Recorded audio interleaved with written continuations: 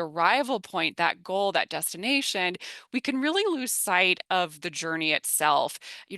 We live in the present moment, and there's so much meaning to be derived from embracing the process. And so, I'm hopeful that some of the strategies that I'm going to go over today will help you to kind of kick off that the arrival fallacy, excuse me, mentality that we can, just kind of naturally get stuck in at times. All right. So in terms of burnout in academic medicine, I don't want to belabor the point here since I know that this is something that we all get a lot of information about, but burnout is certainly an ongoing issue. In medicine more broadly, in academic medicine, the exact prevalence of burnout, of course, is pretty variable depending on what study you're looking at and is specialty specific, practice setting specific, et cetera. Burnout has that, we know that it negatively impacts patient care, clinician health and well-being, but especially relevant to us in education, burnout really lowers the quality of faculty teaching. And I think back to times when I was really stressed out, either as an attending or even when I was in training and I was working with a medical student, that's when my teaching, I feel like, would fly out the window and I would get overwhelmed and stressed. So I think it makes natural sense that when you're feeling burnt out, you're not going to, spend the same amount of time, or the teaching might not be the same quality. But studies also show that the educators themselves can lose confidence in their teaching skills when they're feeling really burnt out and just have fewer lifelong learning habits as they progress in their career. So ultimately, why does this matter? So obviously there's kind of this personal selfish interest that I mentioned. I think we all probably want long, fulfilling careers, but there's also this reality of, we need to ensure the health and well-being of academic medicine, the institutions at large, because the stark reality is that nearly 40% of faculty will leave academic medicine within 10 years of starting their career. So I think that begs the question, why? Why? Um, you know, I'll let you think about that for a few seconds. There's probably a million reasons that are coming to your mind, right? There's kind of just pure financial considerations that might be at play. There could be logistical considerations. My partner got a job in another part of the country. I got to go get a different job. But then there's kind of also these elements of the job itself, and sometimes that can have its own challenges. So I want to highlight some of these for us before we think about early career. So some of the challenges in medicine more broadly really focus on autonomy. Physicians are having less and less autonomy over how their time is spent, where they're practicing, et cetera. And some of that is related to administrative requirements, more documentation, et cetera. And also pressure just to do more and more and more, see more patients, spend less time with patients. Um, Research funding has been declining over the years, and obviously there's a lot of uncertainty right now with the current administration. So there's kind of that uncertainty looming over everything, having less protective time for scholarly pursuits because the funding may or may not be there. And ultimately, just with juggling all these balls, especially in academic medicine, there might be challenges with, what does work-life balance mean? What does that feel like for me? Do I feel like I've achieved it? Those are kind of ongoing issues in medicine and academic medicine more broadly. Focusing in on the unique challenges that early career faculty might face. This might be the first year that someone is no longer the trainee and they have these new responsibilities. They are kind of the ultimate decision maker, and that takes some time to get used to. So navigating those. Sometimes people need to move to a new institution once they're done with their residency or fellowship training, and it can take some time to get used to a new institution. How do I find my place here? How do I have a sense of what the politics of a new institution look like? How do I find my people? So there's the process of navigating this new institution. For those who have decided to stay and work as an attending at the institution that they're already at, there might be some, they might know the lay of the land, so to speak, in terms of who's who and what the politics look like. But now there's a redefinition of what relationships look like. When you're in training, there's your attendings and the trainees, but now you're on the same level, and how do you navigate that new dynamic? Um, there's also just inherent, like kind of the inherent uh, requirements of academia. You're juggling a lot of different roles. It's very rare that someone's just doing pure clinical work. A lot of times people are doing a wonderful mixture of things, which I think draws people into academic medicine. But of course, it can sometimes feel like all of these different roles can be at odds with one another at certain times, especially when you only have so much time in a day. There may also be some lack of clarity when someone is starting a new role. What are my job expectations? And that relates to promotion itself. I think just despite best efforts of trying to get everyone very aware of what promotions um, involves, I think early career faculty are often just very nervous and just unclear. Oh gosh, am I on track? Am I doing what I'm supposed to be doing? I don't know. Like I said, with all of the different roles that people are playing, that's where time management can be a real challenge. And then I think, one difference that I've reflected on in my transition between residency, fellowship, and then attendinghood is that, the sources of peer support, you don't have the same dedicated time, I think, built in the way that you might have in residency. Like in residency, I loved every Wednesday. We did our didactics. I got to see my residency group, my class, and that was just so centering for me. There might not be that same dedicated time and space for reflection and community that there is in training. So I want to highlight a qualitative study that kind of describes these in more detail that was done in 2018 by Levy et al. They did interviews of new family medicine faculty and kind of derived some three main themes, really describing the challenges that these early career faculty were describing in their interviews. And so the first main theme was that there was an inadequate orientation to the role, the responsibilities, and the job expectations. And so this led, just to this sense of distress of like, I don't know what I'm supposed to be doing. I wish there was more clarity. The second main theme was challenges with the transition to academic medicine. We're expected to be on committees and to be putting out scholarly products and manuscripts and all of this. And these new faculty describe just, I don't know how to do that. I'm struggling to kind of navigate all of this and feel effective in it. And then the third theme was like, okay, the job is so multifaceted. I'm kind of trying to figure that out. But then how do you balance the demands of this kind of complex, multifaceted job with your life outside of work? There's kind of, again, that work-life balance, work-life integration feeling like, a big challenge. And so this is just an illustrative quote from that study.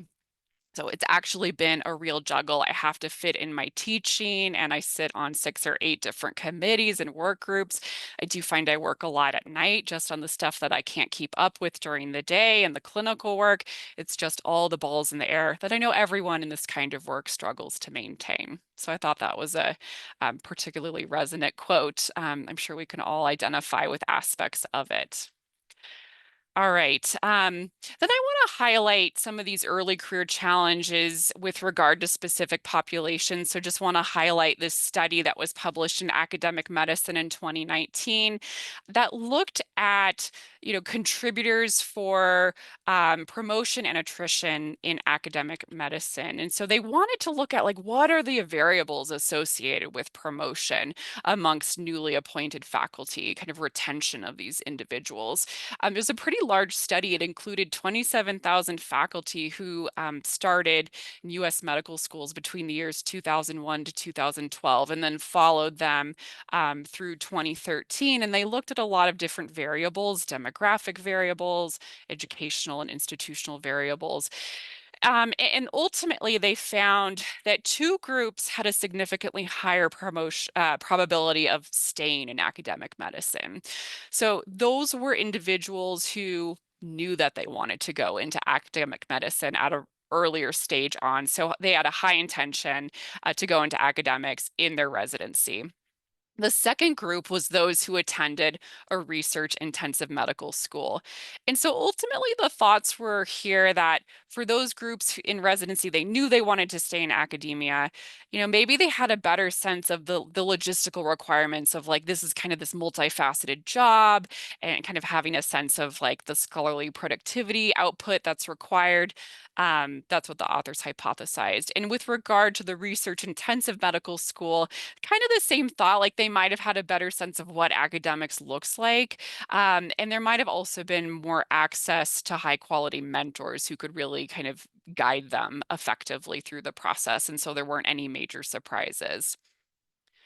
There were three groups then who had statistically significantly lower promotion probabilities, those who left medicine more likely than other groups. And so those were individuals who had higher debt, so more than $100,000 in debt, underrepresented minorities, and women. And so I think, yeah, probably, you can imagine the reasons for this. Obviously, for those with higher debt, they might have decided to go to a job that pays them more so they can, pay off their loans more quickly. With regard to underrepresented minorities, there might not have been that same community that I was talking about, the same opportunity to connect with other individuals, that kind of have the same lived experiences that they've had. And with regard to women, there might not have been the support necessary, especially as a lot of women are, becoming pregnant, delivering babies, starting families. A lot of that is happening in this early career time period. I'm a reproductive psychiatrist, so I work a lot with perinatal patients. And I think even in the best of times, it is a very hard time to navigate, let alone when you have a high pressure, high stress job that you are returning back to after your maternity leave. Okay.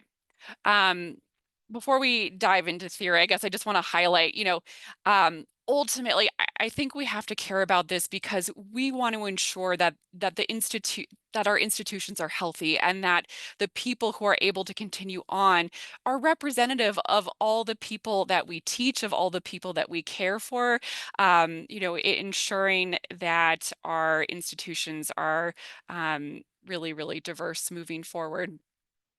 Okay, so we'll switch gears here and talk a little bit about motivation. That's kind of the point of this whole talk here. How can we sustain our motivation? So there are two types of motivation. There's extrinsic motivation, and there's intrinsic motivation. And so extrinsic motivation is kind of those things that are external to us. So extrinsic motivation happens when someone is motivated by the desire to get a reward or to avoid punishment. So thinking more on the reward side, this would be things like, I want to get a bonus. I want to get a raise. I want good grades. I want to get that status that comes with a promotion. Those are extrinsic motivators. Intrinsic motivators, as you might guess, are really those things that are more internal to each one of us and are motivated by some inherent satisfaction with the activity itself. And so this could be things like, gosh, I'm just really interested in this. I enjoy it. This is a wonderful way of kind of expressing myself. It's fun. I feel like there's purpose. And so while I recognize that extrinsic motivators are important, our talk is going to really focus more on those intrinsic sources of motivation moving forward. So I want to highlight a theory that we're going to kind of place every strategy kind of back into this theory, which is this a theory called self-determination theory. It was developed by a couple of psychologists, Dr. Edward Deci and Dr. Richard Ryan in the 1980s. And it argues that there are three main ingredients that can lead to a strong sense of intrinsic motivation in the workplace. And those ingredients are autonomy, in other words, someone feeling like they have a choice in what they're doing. Number two, a sense of competence. Someone feels like they are good at what they are doing. And then number three, relatedness. People feel connected with what they are doing, and that when all three are present, that leads to natural intrinsic motivation in the workplace. So I'm going to break down our interventions that we're going to review today into more kind of individual interventions, and that's where we're going to start. And then we'll talk about systemic interventions. Like I'm going to start with the individual interventions just because a lot of times they can feel more actionable. Like you yourself are in charge of whether or not you do this. And that can feel empowering. But I want to recognize that systemic interventions are the ones that might allow for more broad impact throughout an institution. So we're going to kind of think through some cases together with these individual interventions. So here's our first dilemma. I'll just read this quickly.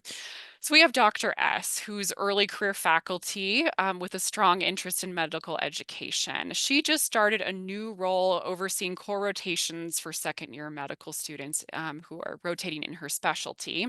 However, she finds herself really yearning for more opportunities to work with advanced trainees in her own specialty. So she finds herself growing increasingly frustrated with her role in medical education and wonders why she even signed up for this. She's becoming demoralized. So we'll loop back to her case. All right. So our first strategy is going to really highlight how can we find meaning in our work. And so the strategy that we can employ is thinking about an elevator pitch. Um, so if we were working with a trainee, a medical student, and they asked us, "Hey, why are you in medical education? Tell me more about that." How could you pitch this to them? What would you say? What are the things that you would highlight? So some of the things that you might use to structure your response would be, what do you love about your work? What core values does it meet? What about it makes you come alive? I think sometimes we can get so stuck in the routine of our jobs and just going through the motions that taking a moment to step back and really reflect on this idea of core values is really important. So let's take a deeper dive into core values. I want to link it to a really wonderful evidence-based therapy called acceptance and commitment therapy. It was developed in the 1980s by Dr. Stephen Hayes, and it's considered an offshoot of CBT. Um, it's an evidence-based therapy for not only a lot of mental health conditions, but also like physical health conditions like chronic pain. The focus of acceptance and commitment therapy, or I'm going to call it ACT moving forward, just because it's a little bit of a mouthful. The goal of ACT is to really promote psychological flexibility. And as you can see on the schematic on the right, there's a lot of different strategies that ACT uses to promote psychological flexibility. But the ones that we're going to focus on are the values exploration and then committed action, with the idea that once we have a sense of what our core values are, that we can then take intentional steps forward to move our lives, our work, closer and closer towards those values, so that more of our time is spent engaging with those core values. So ACT has kind of a unique way of defining values. They are ways of being and doing, basically. And so they are very distinct from our goals or desires, needs or ethics. They allow us to find meaning. They guide us. So there are kind of our signposts along our journey, and they're unique to every single individual. And they don't have to stay the same over the course of time either. They can change. Your values when you're a teenager are going to be very different than when you're in your 50s, and that's okay. Values in ACT never need to be justified, but they often need to be prioritized. And I think, again, this gets back to this idea of if we're just stuck kind of going through the routine and don't take that time to reflect, our values can get lost. And so prioritizing them, being mindful and intentional, is really an important practice. And of course, they're freely chosen. So you can consult a list of ACT values online. If you type in ACT values, you'll find kind of all sorts of helpful resources, but these are just some of the examples just to give you a sense. Adventure, calm, community, empathy, generosity, teamwork, etc. So those are all examples of ACT values. Um, Coming up with your theoretical elevator pitch for why you're in medical education, of course, is not the only way to find meaning or to really think about your values. There are other strategies that you could employ too. So one is to examine your daydreams. I think when we have downtime, some of us will, naturally start to think about other things. What are you thinking about and why? That might help you to get a sense of what your core values are. Another thought exercise would be to think about writing your 80th birthday tribute. When you reach kind of the end of your life, what do you hope to be remembered for? That can clue you into what your core values are and where you're finding meaning in your life more broadly. And then lastly, again, just that mindfulness component, and, examining how satisfied you are with different activities as you go throughout your day. So again, just taking that time to reflect can be really helpful. Um, so kind of engaging in this practice of reflection can really help us to, obviously identify our values, but in doing that, we can then take steps towards that committed action that I mentioned, that piece of ACT, which leads to a sense of autonomy and intentionality throughout our career. So this practice of reflecting on meaningful work really kind of gets to that autonomy piece that can be so helpful in improving and sustaining your motivation. But it's not just enough to really, okay, I know what my core values are. You have to align them in the workplace. And that's where we can find meaningful work, which is the realization of one's potential and purpose. Or this quote from Susan Leaf, who wrote a wonderful article in Academic Medicine in 2009. She describes meaningful work as the place where your own deep gladness meets the world's deep needs, or your workplace's deep needs. So there has to be some alignment of your core values with your workplace, and then intrinsic motivation will follow.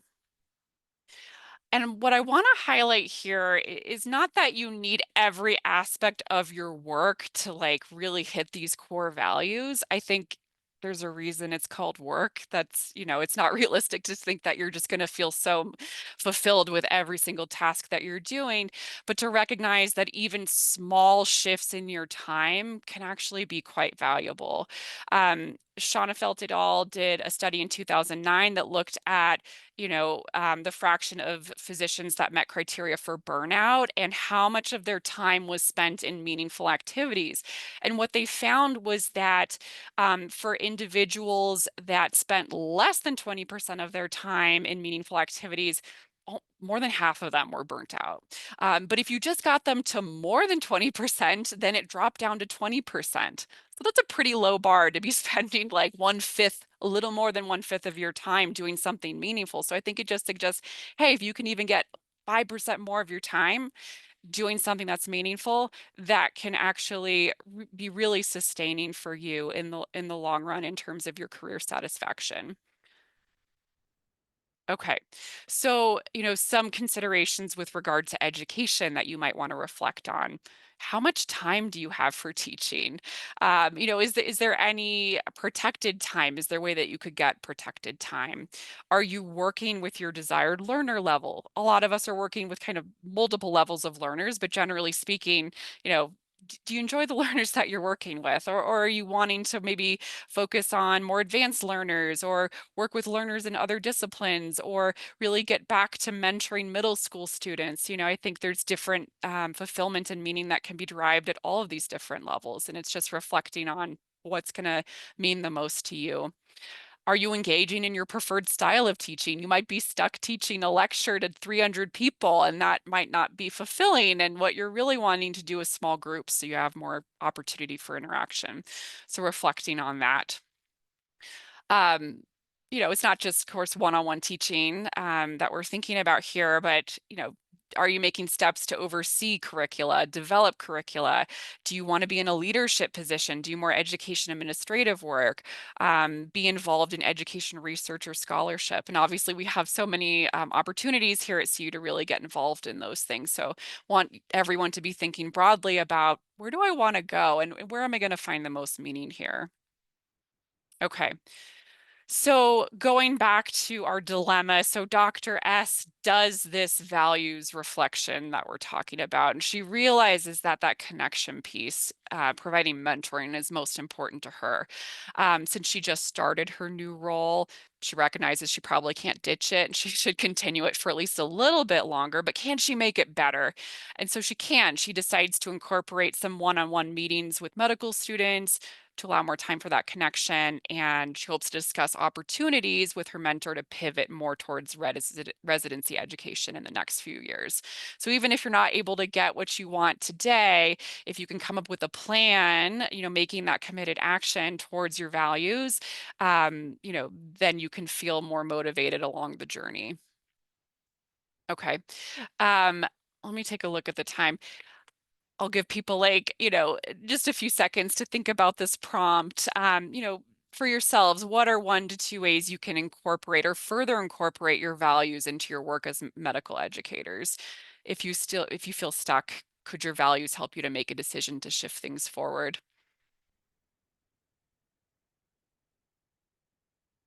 I wish I had more time for everyone to reflect, but I want some time hopefully at the end to be able to chat. So I'm going to cut some of our time for reflection a little bit short just to make sure that we cover everything. My apologies about that. Okay, so we have another case. Okay, we have Dr. M, who's also new faculty, very eager, has been assigned to overhaul the residency's didactic curricula. Feels very energized with this review process and decides to incorporate more interactive materials informed by adult learning theory. But a couple residents complain that this is too demanding for them and they prefer more passive learning. And he feels really frustrated by this. He's thinking, this feels so pointless. Maybe I don't know what I'm doing anymore. All right. So our next strategy is really going to be focusing on our thoughts.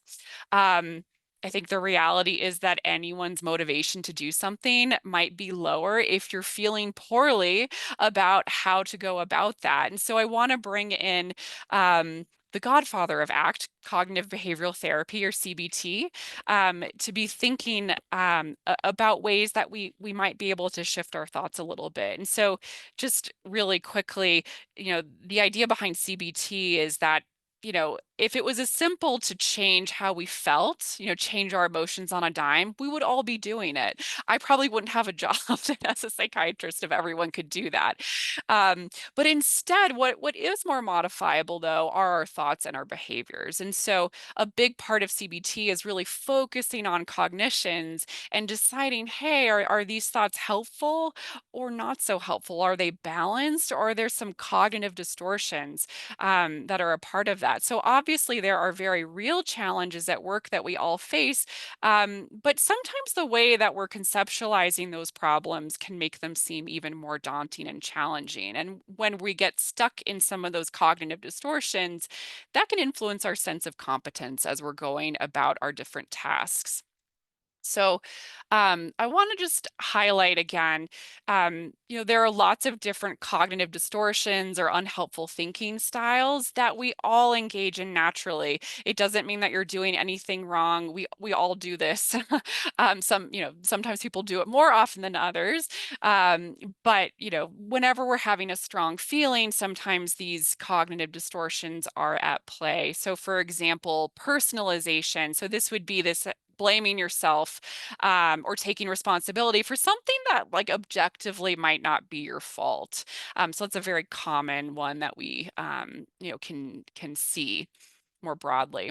And so, when you're thinking about, gosh, okay, how do I shift my thoughts? Like, is there a process for this? So there are examples of thought logs that you can find if you just type that into your search engine. This is one of many that can kind of walk you through this process. So this example here from this thought log, um, you know, you notice that your supervisor at work is angry, and so the initial thought is, hey, I must have made a mistake. Again, that personalization, they're going to fire me. That leads you to feeling sad and nervous, and you're obsessing over your mistakes now. Um, and you recognize, hey, yeah, there's a cognitive distortion there. You're catastrophizing, you're personalizing. And so you can come up with a more balanced and rational counter statement.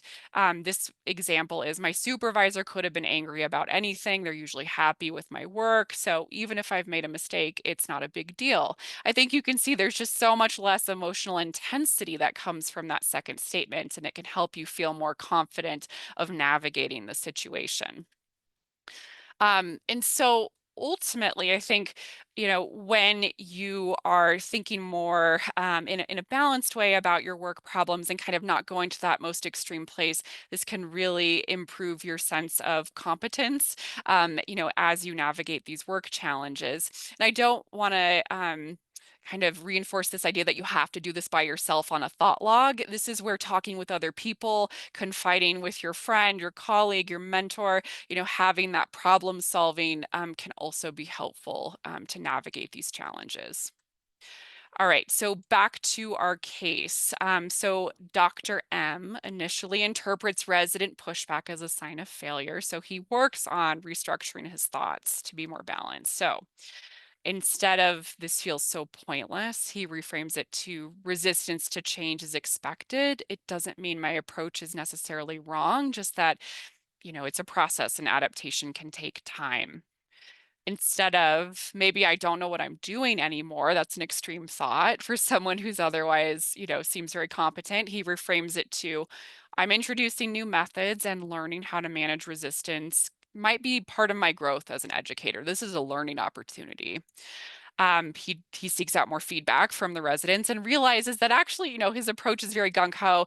He might need to do things in baby steps using active and passive learning methods. And so he feels more motivated and competent to navigate the challenges with the curriculum revision. So you can see how just shifting those thoughts can make you feel more competent and effective within your work as a medical educator. All right.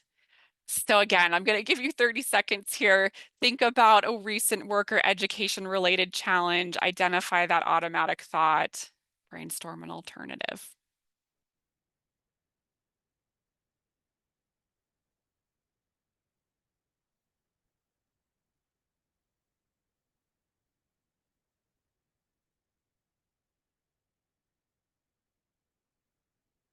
Okay. All right. One last dilemma here. So Dr. K, she's hoping to launch a national free online curriculum that's focused on her subspecialty. She did a needs assessment, maybe it was her TSP project, and she knows that there's a need for more open access medical education in her specialty. However, she's not very technologically savvy and she's unsure where to begin. So she's just noticing that she's feeling overwhelmed. All right. So our next strategy is going to focus on relatedness, kind of this last component of motivation. Human connection is inherently motivating. I imagine it's probably why a lot of us went into medical education, having that opportunity to teach people to connect, to mentor. Um, and strong professional relationships are especially inspirational. They reduce burnout. They improve teaching satisfaction and a sense of self-efficacy. And a study of educators found that collaboration really was one of the most significant factors in improving teaching quality and student outcomes. And educators identified it as the most influential form of professional learning. So that interaction with your colleagues is so key here. And again, it highlights the clear relevance of the Academy of Medical Educators. So we really want to have an intentional approach to connection.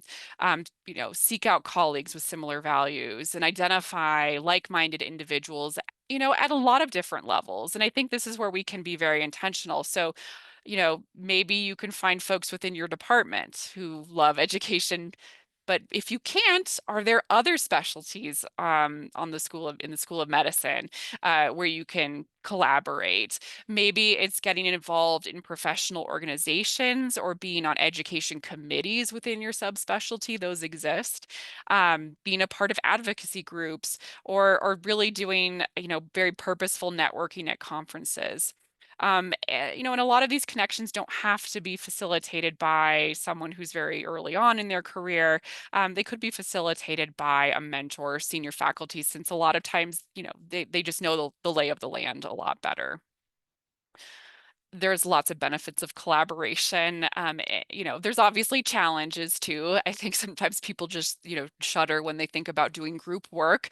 But collaboration is, an inherent facet of academia, because many hands make for light work and everyone benefits.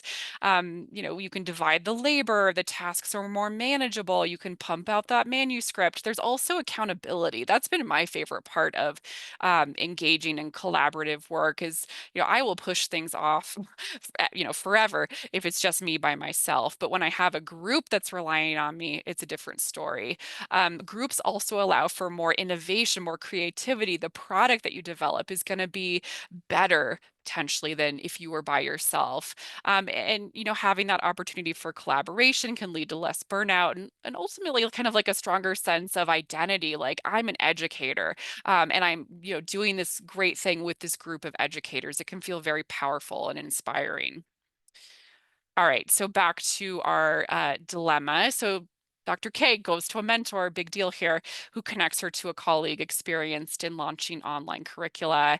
They brainstorm grant funding opportunities. She recruits medical students to help develop pilot modules, and kind of moves forward with her curriculum, in these various ways. So again, highlighting the importance of connection. All right, so 30 seconds again. Think about your career so far. Who has inspired you to be engaging, creative, productive? Where have you found these people? Maybe consider a step to finding a new collaborator if you need collaborators, or using the existing connections to further um, a project's development. So I'll give people 20, 30 seconds for that.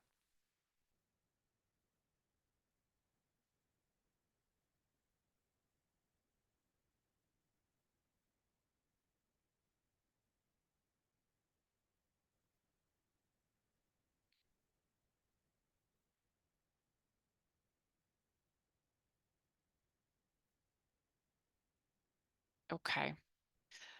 All right, so let's talk about systems level interventions. So as I mentioned before, these systems level interventions are really going to be a lot more likely to affect broader change, more long-lasting change, because you're affecting an entire institution as opposed to putting the onus on a single individual.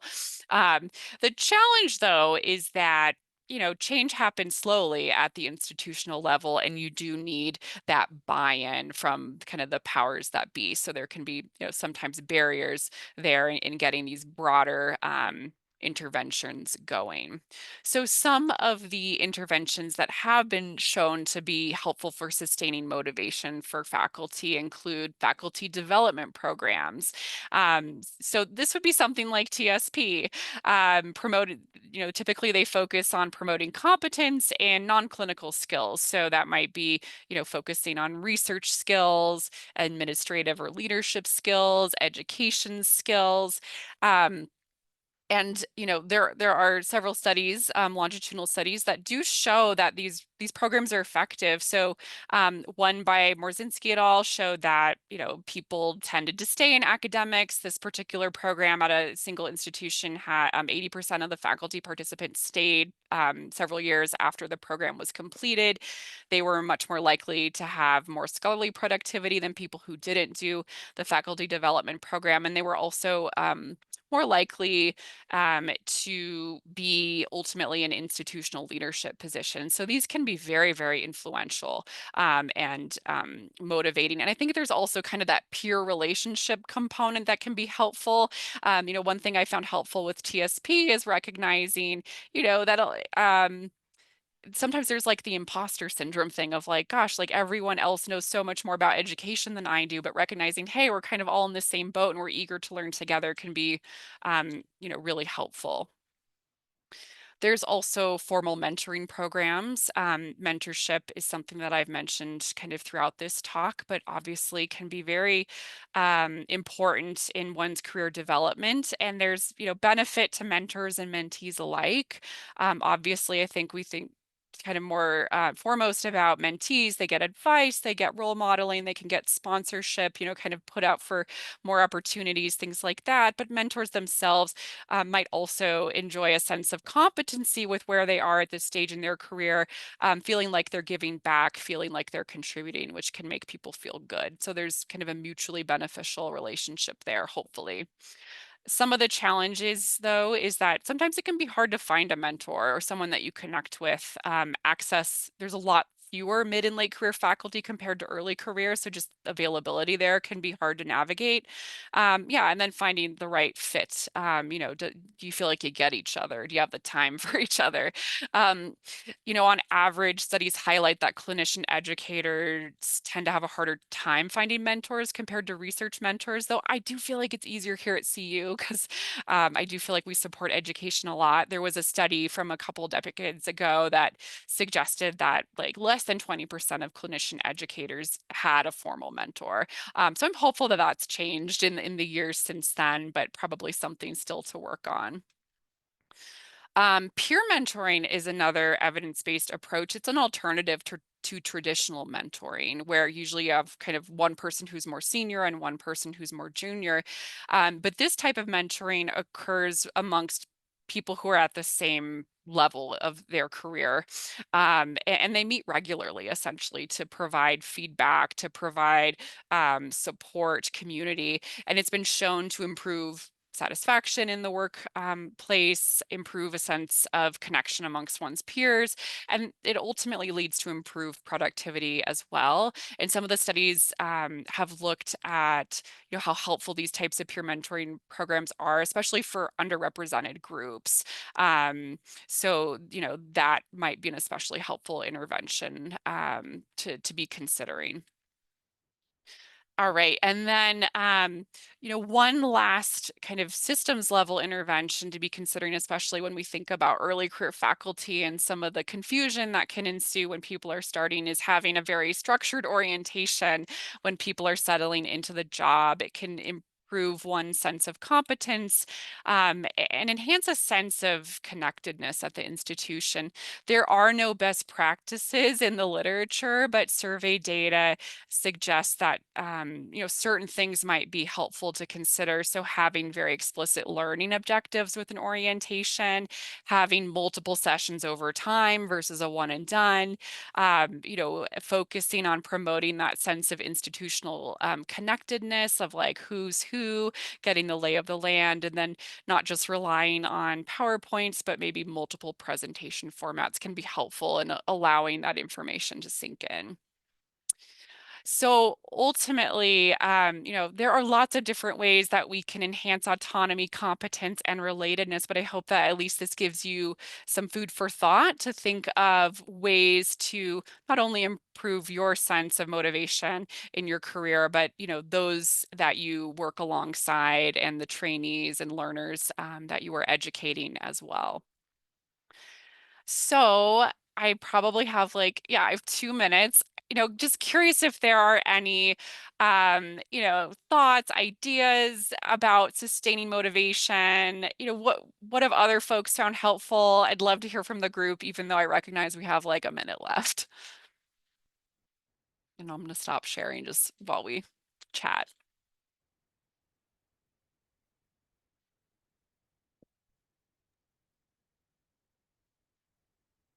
So, attendees, any other ways that you've been able to sustain motivation and or kind of job craft or time craft to meet some of these autonomy, relatedness, competence needs, other than joining the Academy of Medical Educators, because really that's meeting so many.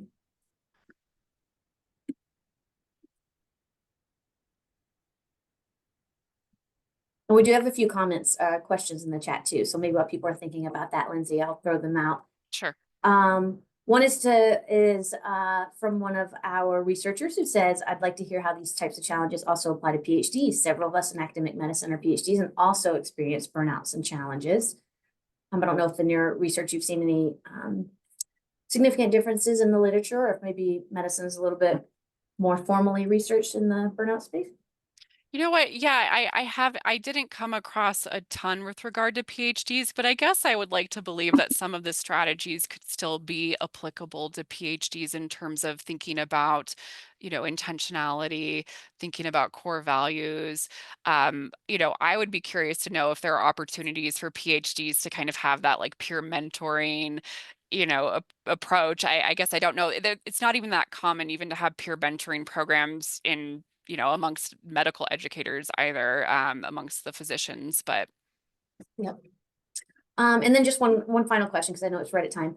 Any suggestions on getting from the emotional overwhelmed state where extreme thoughts live yeah. to the more balanced state where we can actually kind of implement these reframes? Absolutely. That's a really great question. So I think so number one, I think you have to, in those moments, maybe recognize that you are in a place where probably you can't think through your thoughts. And when you are in that more extreme emotional state, I do think that simple exercise is to just kind of bring down that kind of stress hormone excess, to kind of bring your noradrenaline down a little bit can be helpful. And so for me, I really like to do kind of paced breathing exercises. So, inhaling for 4, pause for 4, deep, exhale for 4, pause for 4. So kind of that box breathing. It's not going to get rid of all of the emotions, but it can bring them from like a 10 to a 7. And sometimes at a 7, then you can start to like think through. There's other types of grounding exercises online that can be really helpful. So, this typically involves just grounding ourselves in our body and using our senses, just to help us again kind of get out of that fight or flight state. Because when we're in that state, you can't think through anything. So I think it's just recognizing, oop, that's where I am with my physiology. I need to kind of employ, a different tool to get me out of that space. And then you can begin to think through how can I rebalance those thoughts. Love it. Some breathing. It's free. I It does not love, require yeah, any. it's like deep breathing. Yeah, Sometimes even doing silly things. You can't do this in a clinic per se, but like doing jumping jacks, like doing something to overwhelm your physiology can just shift you out of that state too. love that. We use that with my toddler. I'm like, okay, you get to do 20 jumping Yeah, jacks. exactly. I use it with my boys too. So fun. All right. Well, I know we're at time. Everyone, thanks so much for joining. Lindsay, thank you so much. Of course. Love the conceptual frameworks and the theory-based and just practical strategies. So we're really delighted for you to join us. Thanks, everyone. Of course. Thank you so much.